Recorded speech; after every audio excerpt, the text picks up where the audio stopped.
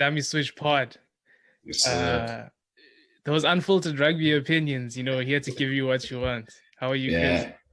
Yeah. No, I'm good. I'm good, Quarters. How are you? I'm good myself, money in the bank. I said take it to Betway. I took my own You called advice. it. I took it to Betway and singing to the bank this week. Yeah, man, you got some good return there. Look, it's for me, I've never been so happy to be wrong. I've never been so happy being wrong. Man, you called it, Quarters, that we're going to take it. And yeah, the boys, they came through at the end. Yeah, let's get right to the beginning, actually, because I felt like, they came out with a new energy. They came out with, you could feel it, the strike running, things of that nature. It was that pace, it was that intensity. Yeah, and there was shape to the way that that they were attacking. I think one of the things that I was worried about was whether or not they could lift, and they certainly did lift. Of course, I think against New Zealand, it's always going to be the case, where you give your all, or you might as well just, get off the field, and yeah, it was good to see, man, the intensity, and having our ball carriers, because there it really looked like there was a specific plan. We knew who the ball carriers were. Itzebeth is a big ball carrier, and he made some good meters as well. Mbonambi, the guys that can carry were carrying and getting momentum, better decision making all around.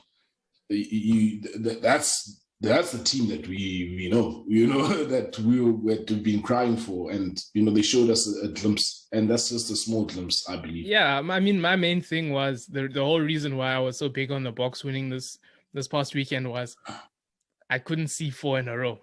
You know what I mean? Yeah, I guess. World champions, 4 in a row.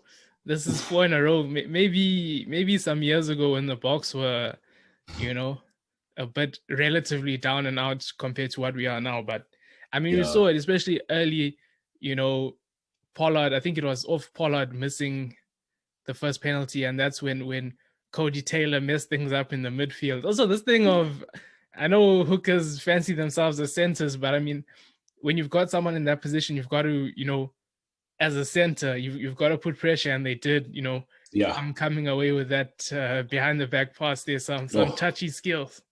Man. Do you know what I liked about that try? It just, if you look at it, it is just the pressure. It was classic Springbok rugby, defensive pressure, the line speed, the guys are getting up. But the point of difference every time, if you look even since 2019 in the World Cup, in crucial games, more often than not, is the guy that's actually, instigating or starting the fire, and we get points on the board, and unsurprisingly, his awareness around that sort of breakdown play, as it were, for him to pick that ball up and pull that the rabbit out the hat, that pass, because any other pass wasn't going to work. Yeah, and the thing is, one thing about that's very good is his decision making. It's like the first few seconds of getting, within getting the ball, his decision making is very good under pressure in those situations. There's times where I can't even remember which game it was or which try it was, identifying space, cutting back in, and then getting the pass away. It's that which try I'm talking about, but it's that first second of gathering the ball, making the decision. Yes. He excelled, and happy we finished it off. Couldn't imagine if we didn't finish that off. It's one for the highlight reel. No, definitely. I think one for the highlight reel for a very long time. I think Junat, he's been under fire. I mean, I think the whole team has been under fire, and rightly so. Because we, just as they have high standards for themselves, we as the supporters as well, we hold them to a high standard. But it's just good to see that, the response, of the team, even though not all the team, because I think what we saw is definitely there is a case of there must be certain changes that are made, because there's a particular issue, Yeah, I mean, if we're going to talk about that initially, I mean, not initially, I mean, straight after that try, what happened was kickoff, fumbled kickoff, kickoffs are momentum changes, and that was it shifted the momentum back into the All Blacks, their favor. Little kick for Siviris, giving some trouble there to Mapimpi. Yeah, no, he was. Well, in fact, Mapimpi wasn't even the one that was attending to him, on that wing. I think it was just Big Dwayne Vermeulen that got there, at the end. But definitely he was giving Mapimpi some trouble. And I think with the kickoffs, after that initial era, it's almost as if they put it down the middle. It was basically, it's test match rugby, so it was a test but they were targeting the route. I felt like throughout this test they were targeting, they normally tend to target a winger. You'd think they'd target Spoon Corsi in this instance, and it seems like they picked their man at 15. That's what I find interesting. Is the one question that I had is just around adapting to that, because look, he made the first era, on kickoff. And then after that, like you say, it was just like, all right, that's our guy for today. That's the guy that we're going for today, and he was put on under a microscope, and he was found wanting big time, unfortunately, or fortunately, we don't know. We'll see in terms of what happens going forward. But he was found wanting, and for me, it's just a matter of there has to be some sort of adaptation on the field. You would think, where somebody else has got to now, put their hand up and say, okay, I'll take those ones that are coming down the center. Let's just shift positionally or whatever. I don't know. Imagine telling your fullback, no, I'm going to be taking the high ball. You can't do that. True, but I mean, look, if he's not doing well, there has to be some sort of a change on the field. Look, we saw it with personnel, which was good for us. I think if those changes don't happen, it's very difficult to see us pulling that one out the fire like we did. But nonetheless, some head injury enforced ones that landed up working out in our favor. Yeah, as well, But at the same time, I think it's also, we need to acknowledge the fact that I think the pack did definitely. I think the pack showed that we have a way better pack than New Zealand do. Yes.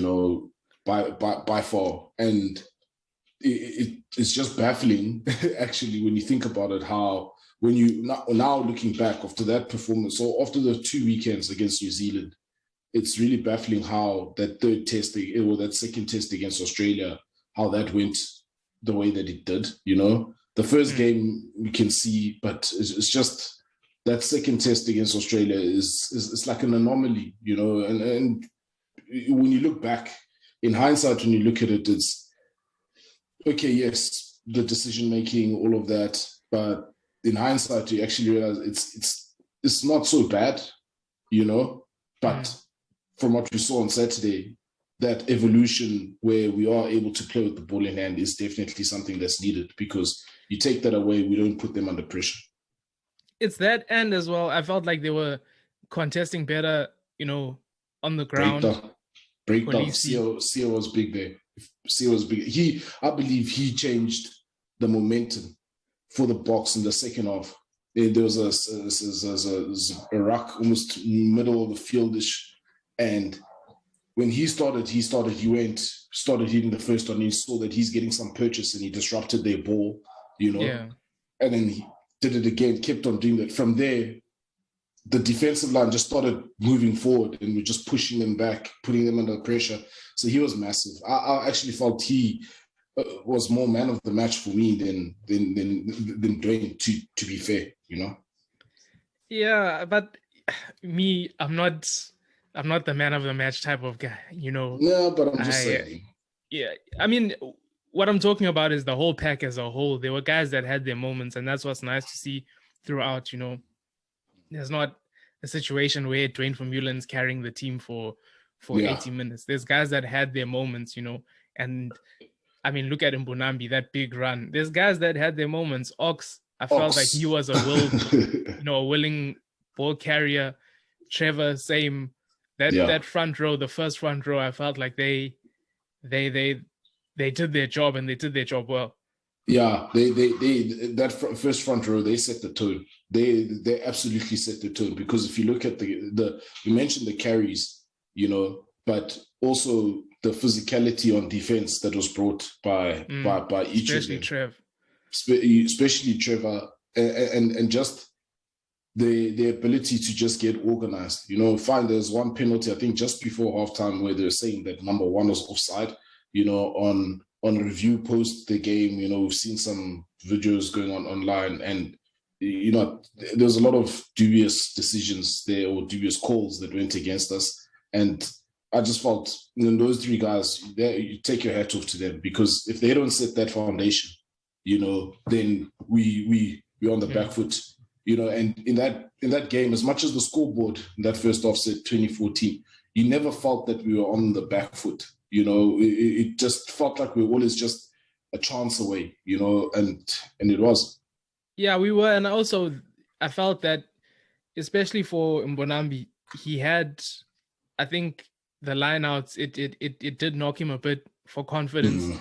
You know, that Brad Weber try, it did knock him a bit for confidence. And then after that, you know, he lost another lineout, and it was, but I don't think, you know, I've seen people trying to make a big deal of it. I actually feel like Mbonambi is the better person at throwing the ball in compared to Marks. I just think when Marks is on the field, a lot of the time they don't contest because they know we're going for a maul. Yeah, so, I wouldn't read too much into that.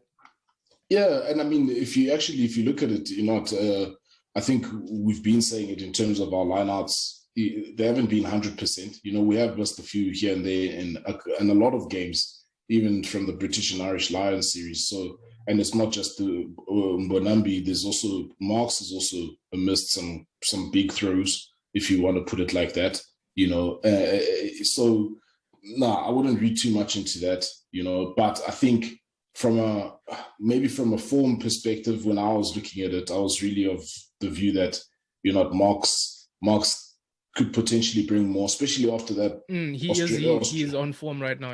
Yeah, he is on form, you know, and I felt maybe for me, it was just like my thinking was, you know, Bongi is coming off a very long playing season, you know, carrying, I mean, man, that guy's back must be sore, because, you know, being part of that Stormers pack or Western Province pack hasn't always been the best, you know, this year. So I felt Marks, yes, starting. In terms of the changes that I wanted to see, inevitably we won't know because they didn't happen, and we got the result. But I would have also loved to see a guy like Durba cutting his teeth against the New Zealanders, you know, or even the Aussies. It will come. He'll get his chance, you know. So no, man, Bongi's, I think you're right. They all, the senior players, they put their hands up. I think this game they really, really did put their hands up to set a reminder to say, listen, you know, we're not over the hill and we're not riding on the previous wave. We had to do business, and they did, you know, because even you talk about that try that Weber scored. If you look at it, that shouldn't have been a try. Let's be honest. Let's all be honest, because it touches the guy's hand. You know, it goes a bit forward. And the thing is, the person that regathers the ball, you know, is not the guy that it came off. So there's some certain law variations, and this referee is from the UK, and I mean, from watching the few games that I was watching in the URC. Yeah, I think we're gonna get to that later, because those I would argue refereeing interpretations. Yes, I'm glad we're there, but we'll touch on that later. You know, so you know, if you look at it as a whole, you know, New Zealand only created one try, really. You know, they created one try, profited of two. You know, Yeah, I mean, also Rico Iwani running over Vilidoru. Yeah. You see, your last line of defense, when it wasn't strong. No, it wasn't strong. There was no bravery there, So, it's the man's not on form. I think we've been calling for changes. He is not on form. Pollard as well. Yeah, hasn't been on form. But I think overall, our pack is what I think. Our pack, and then the backs that took the opportunities, they're the ones that really, I think, that set it up for us nicely. Yeah, we can talk now about changes. Frans Steyn coming on, I think he pivotal. Yeah. He pulled us out of the fire. Yeah. The new front row. I'm not too. Also, there's this whole thing going around about bringing on the pack with 90 seconds before halftime. I mean, if you look at the clock, the clock probably ran over 40 minutes, and they said we're gonna play these guys 40 minutes. I mean, probably stoppages, whatever. So I mean, it was just game management. I don't think there's too much to read in there. It's been done before. It'll be done again. Yeah. The thing is, look, initially in my mind, I was thinking, okay, because at the time it was the new front row was on, and we had gotten a penalty just before halftime, and I thought, there was a chance to go for the more with the fresh front row to put the ball in the corner and put New Zealand under pressure. I thought that there was an opportunity for that. Okay, it didn't happen. That's fine, because at the end of the day, the result is what matters, But nothing to read into that. Honestly, I think we'll be clutching at straws if we had to try now and say and find some sinister plan or action. Then I mean, it's even like the commentator was saying on this side, guys. The coaches are even working backwards now to say who are the guys I want on the field at the end. Yeah, and I mean that's not a bad front row to have one at the end. Well trusted guys. Frans Steyn, big impact. The 50-22s especially, and for me as well. The thing that stood out for me besides that is that he took a kickoff. They kick it off. Francois Steyn gets the ball. Next thing, we're on the border of their 22, compared to what we saw earlier, where knock and we're conceding tries. So that was the biggest impact for me, is that he put us in better positions. He absorbed. The way he absorbed that pressure, then quickly transferred it. Because he came on. He came on the field with a plan, and he came on the field. You can see that this guy has just been itching to play. So because he had that energy, he had that fire, and he was trying to G the guys up. You could see it, and it's just like he was being caged up. I had my reservations, I won't lie, in terms of, why we've got him on the bench. And on Saturday, absolutely. Yeah, he proved bigger impact than someone like Willemse would add. He proved the bigger impact. Yeah. Despite the naysayers, guys are saying he doesn't have legs for 15. The guy's a pro athlete. No matter what he looks like, the guy's a pro athlete. I mean, he's going to have those legs for 15. So I think... No, for sure. He's reaffirmed, his place in our mind. And I think he's one of the guys where, looking at, I don't know how old he is now, but if we're talking in terms of overall value to the team, is he possibly up for a third World Cup? How many minutes? Well, he certainly moved. He's moved ahead of Monet Steyn in the rankings. In the rankings, but I mean, just his overall value with the boot and just their presence. Potentially, if we don't find a guy that's going to come in there and own the position, Yeah, I mean, Cohen, Bosch, take him to a World Cup or take Frans Steyn. You're taking Frans Steyn. Frans Steyn. No, Frans Steyn. Let's not even ask that question, But then the other change, the hero, finally,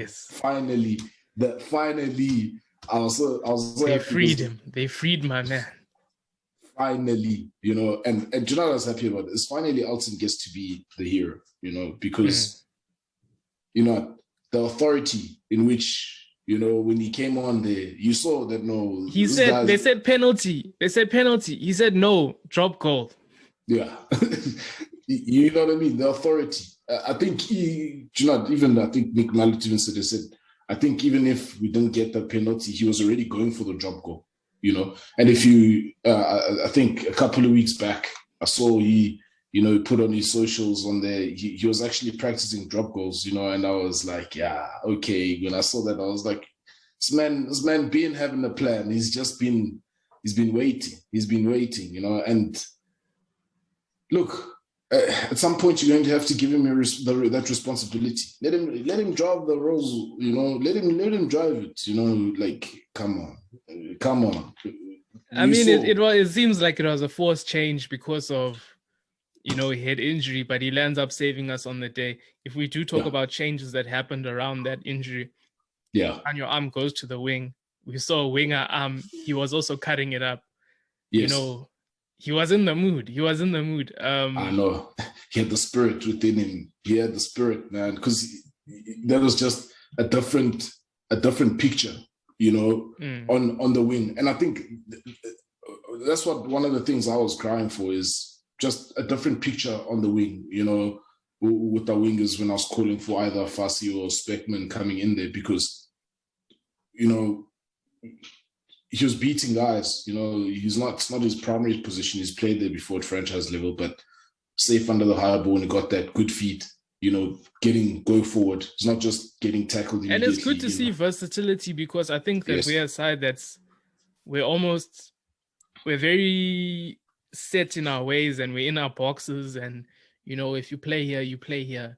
If you play here, you play here. And you don't move outside of that. And then you'll end up becoming Brent Russell or someone that you never really have a position, then you fall out. We'll end up being a victim to that. And I think that it turned out well. We've seen Dialende move to 13. He did well in that role, but I think Pollard was in it at 12. 12, yeah. We can do this. We don't have to have Jesse Creel to cover 13 and wing. We don't have to.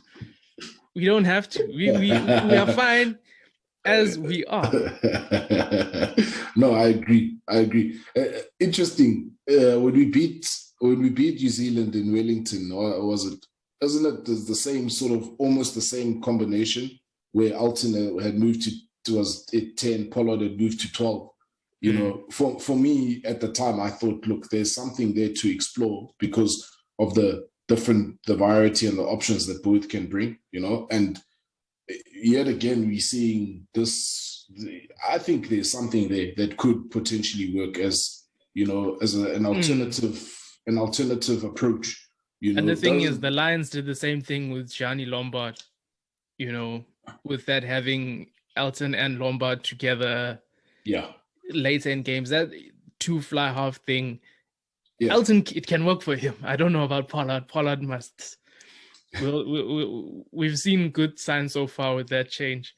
Yeah. Another thing I want to get into is once Kolisi came off, I think reffing changed as well. I don't think we were getting the same kind of calls. It's like, you know. It was like, hey, at least that guy's gone.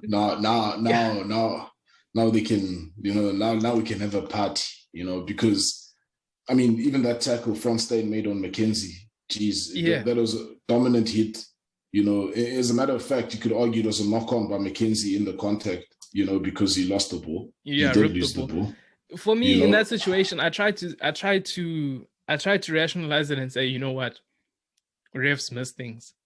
But then I thought, no, this is number 1 and 2 in the world on the highest stage. You should be good enough, and you're right there. You're not watching it on TV like I am. You're right there. Yes. You should be able to pick these things up. And I felt like there was also a scrum penalty that we also should have had. Yeah. Yes. You know? In the 22, where they try to break out, you know, we broke the scrum apart, to scrum them to pieces, but somehow there was no reward. It's just...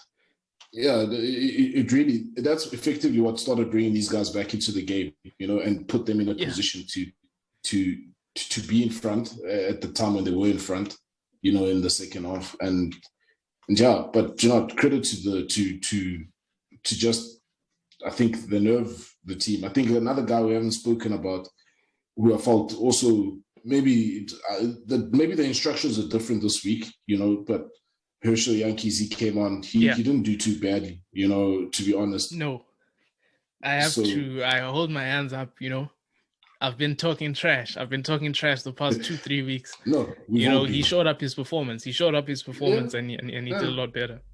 No, it's good. It's nice when we get humble pie, because or when guys, they step up, because that's what we want. Because when they step up, the team wins, then we are happy. That's what it is. It's a knock-on effect.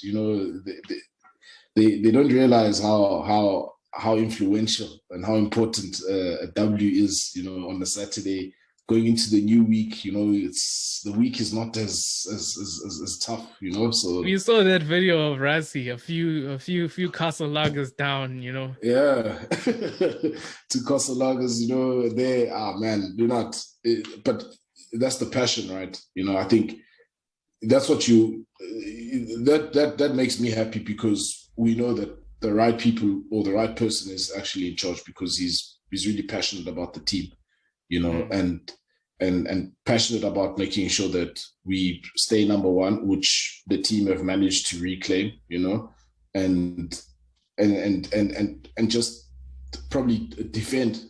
It was a P. Divi banging the table moment. It was one of those that Ricky January. It was one of those. You just had that feeling. I think, there's a lot that went right, for the Boks on the weekend. A lot that went right, but at the same time, it's also, I don't think it's about a lot going right as well. I think they were just ready to take the opportunities, as opposed when you compare and look at previous games where when it was on, otherwise would not have taken those chances, So I think that evolution in the mindset and trusting themselves and trusting their skills. And trusting the bench. That's the thing for me. Trusting the changes as well. Yeah. The next guy, you have to trust the next guy, because yes, it's all well and good. Yes, we got the win against New Zealand and everything like that.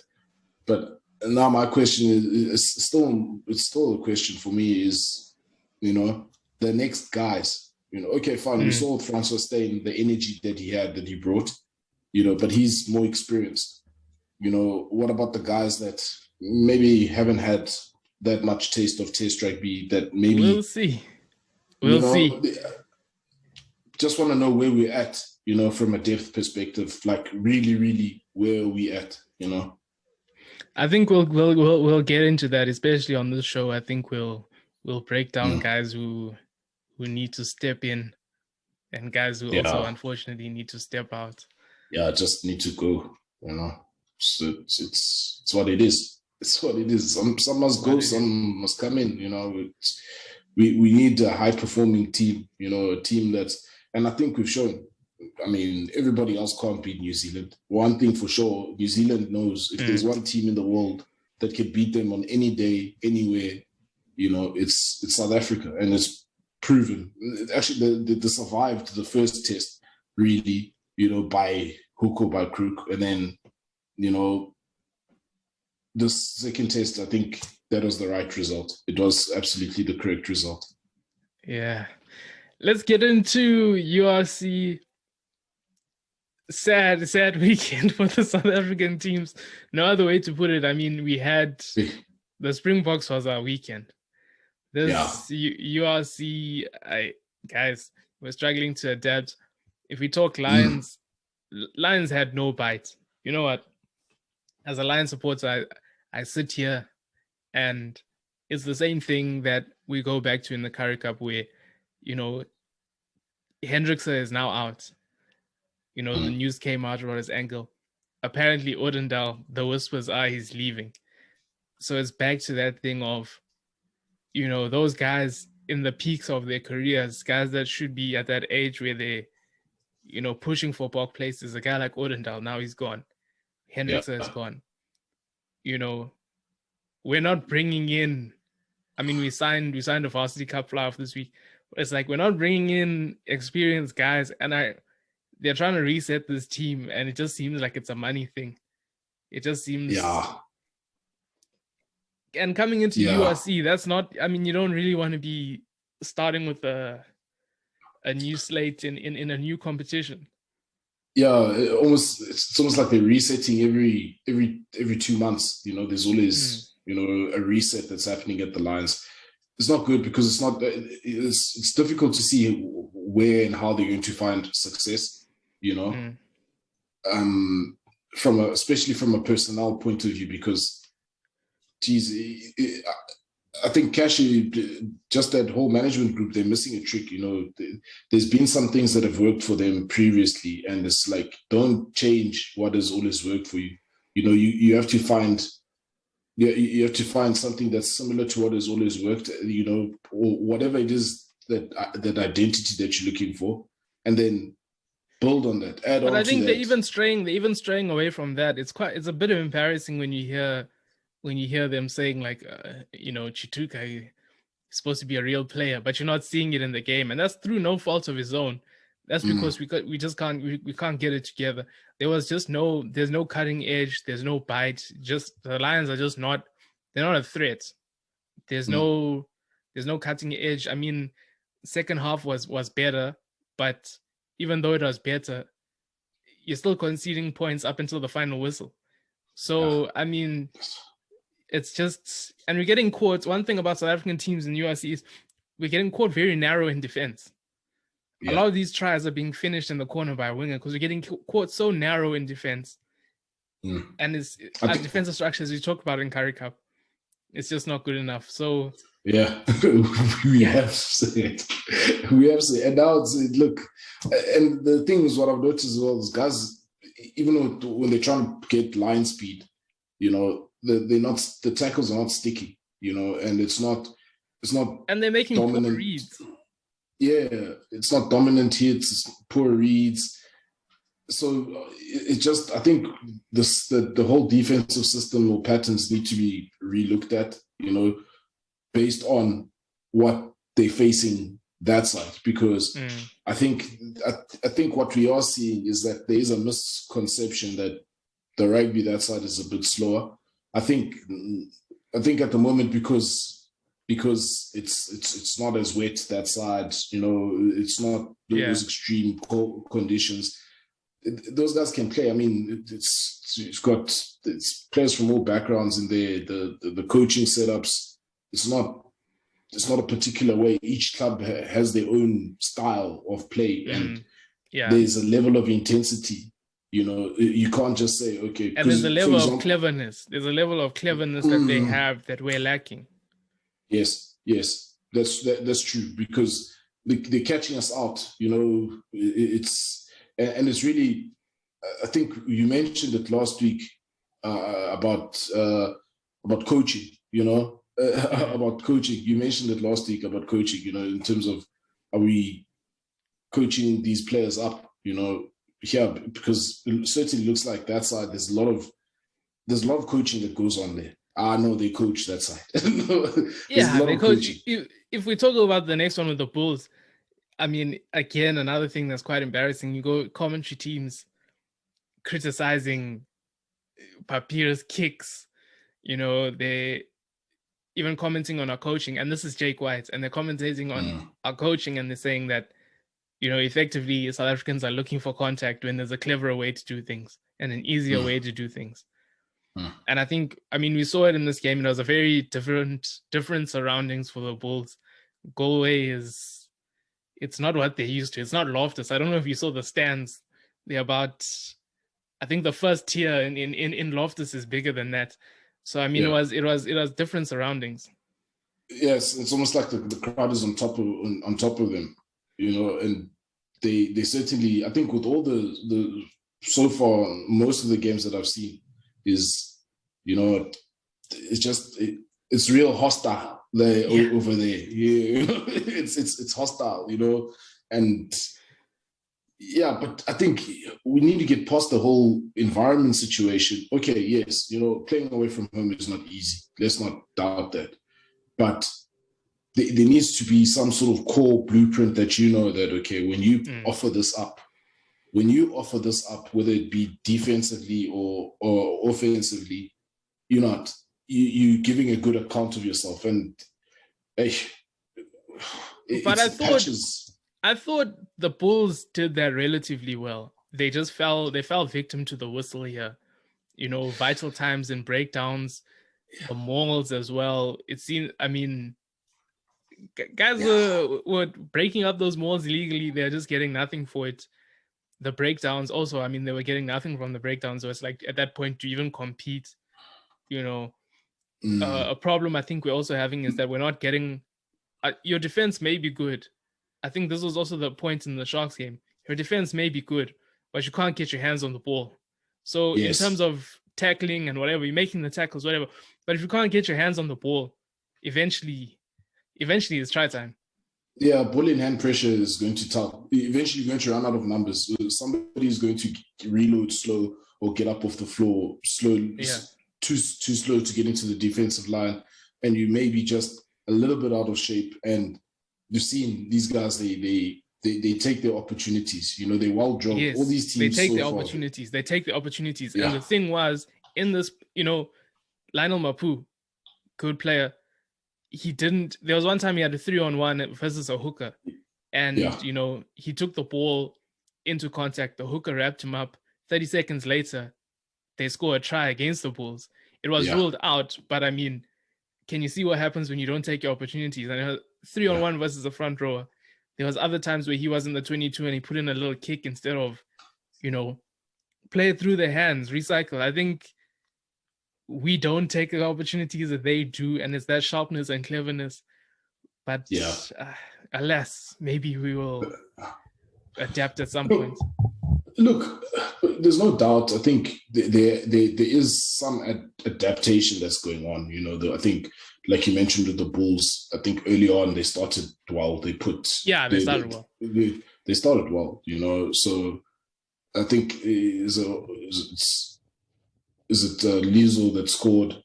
So they started well. Even the Sharks against Glasgow, they started terribly, but they came back into it. Yes, but that's what I mean, is that like you could see them growing into that game, and to a point where almost it was like, no man, this is too late. Why weren't you guys playing like this from the beginning? It's just those things. Then you have Stormers against Munster, good start, fail now to carry that through, to the second half. I felt like they were almost like the Boks, the Stormers, in the change in mindset and coming out with an intensity. I don't know if you want to get into that one and go back to the Sharks, but I think Lubbock was very good in that Stormers game. The centers were physical. They came out with an intensity. Even Leo Lanzas was on his game, scoring tries. I won't lie. I was just like, hey, is this? I was like, is that my man? So I was like, oh snap. Okay, he's been putting in work. You can see because he's looking strong, he's better. That first half from the Stormers, I think for them, the only thing that you can say is that they didn't capitalize on all the opportunities that were there for them, and that's what came back to bite them. Because let's not forget, these teams, they're playing at home. So whenever you have that chance to put them on the rack and take them to the cleaners, you have to, because there's absolutely no doubt they are going to come back at you, and when they do come back at you, they're coming back at you with everything they've got, So I think that's something that our teams need to quickly learn, is that once you have the foot on the throat, you just gotta see it through. Yeah, I think Stormers also a victim of the whistle. One that stood out for me was the guy made the tackle and then he didn't roll. But in my eyes, he didn't really need to roll because, he wrapped up his legs. So the guy could place and everything. So he didn't roll because he didn't have to. Ref still blew him up. And he wasn't impeding the scrum off. Yeah. The ball was there, just clean ball. The ball was quick enough. It didn't impede the play. No. Look, if we're talking, it's the same. Look, I think it's a general consensus. Even if we talk about the Sharks game, they just started terribly. There were times when defensively they were like trying to hold their own, but then one opportunity here and they get cut apart. 2 quick tries. It's just they're always chasing that game. But then overall, when you look at it, for me, the officiating that side in all the games is really poor. I'm sorry, but no. For where they say what, Yeah, I mean, we always criticize our own refs, but I mean, I think no. Grown a bit of appreciation. Our refs are better. Those guys, no. Even just the way they officiate the breakdown, it's really strange because one thing for sure is that hometown calls there is real. Like I never thought you'd see it on live television where it's blatant that it's inconsistency. It's that inconsistency where it's like it almost feels like there's a new take on every breakdown. There's a new take. He's not the same person. I've changed my mind. You could go off your feet. Now you can't. It's yes. Just bringing in whatever law. I mean, you can use whatever law you want to at any breakdown and call something, and it seems like they were doing that kind of thing. Yeah, but what's if you look at it, particularly the second half of the games, if you look at all the second halves, I think if you had to sit down and watch all the second halves and see the number of calls that actually go against the visiting team, I don't want to say categorically the South African teams and whatnot, but we'll just say the visiting teams for now. But it's really it's almost as if there's just an outlined plan to say, no, look, these guys must be blown off the park, by hook or by crook. It's got to happen. Maybe it's related to humbling us. Yeah, maybe it's related to Rassi's video. Now that's how they were told, no, you must show them that they won't have their way here. And yeah, to be fair, we're not having our way. Physically, we're not having our way. And I think, again, yes, we like the physical confrontation as South African teams, but we need to add the variety to our play. There needs to be different elements. And I think what the North is showing us is not, I won't say exposing us, but is giving us good feedback on where we can be better. It's good feedback. For the coaches, feedback. You see, because they coach that side. No, they earn their money. No, not just they making are. you play copper stuff. I thought I used to have the opinion that Johan van Gaal was just not, but his Munster team, I was just like, okay, you know what? Let me give this guy credit. I was like, let me give this guy credit. Because whatever he's running a tight ship there. And yeah, no. Yeah, all I know, Lions are in trouble. They're in trouble next week after watching that Sharks game. But yeah, any closing remarks, Chris? Look, I'm just hoping that we get a win. Just one team, a significant win, not against Zaire or whatever. Because now I think this clear perspective is that the Irish teams are very strong. Yes. They're very, very, very strong. And then Glasgow, there in Scotland, I think, you can see they can play, they can play. So it's not easy, but we need to take a scalp. Somebody's got to take somebody big down that side, otherwise it's going to be another long weekend, of just watching, being upset. You can't even get upset because it's just like, no, these guys they're outplaying our teams. Yeah, man. Boks, week off for them. Thank you, guys. Have a few cold ones. Rest up. Man, Not even a few. It's just, as much as you can. Give those guys whatever they need, because especially Elton, you know what I mean? Especially Elton, they must write more articles. I've only seen like one or two. I'm confused. We need more articles. They must do a documentary on Elton. on his struggles, they must do a documentary on Elton, because he deserves it. He really deserves it. And the experience, I mean, the heartbreak, Super Rugby heartbreaks against the New Zealand teams, Boyden Barrett and whatnot in there. And now he finds himself getting the winning points. So, yeah, thank you to the Boks. Netflix documentary coming soon. Yeah. Jeez. It's a Dummy G Switch thing. Pod. We're out.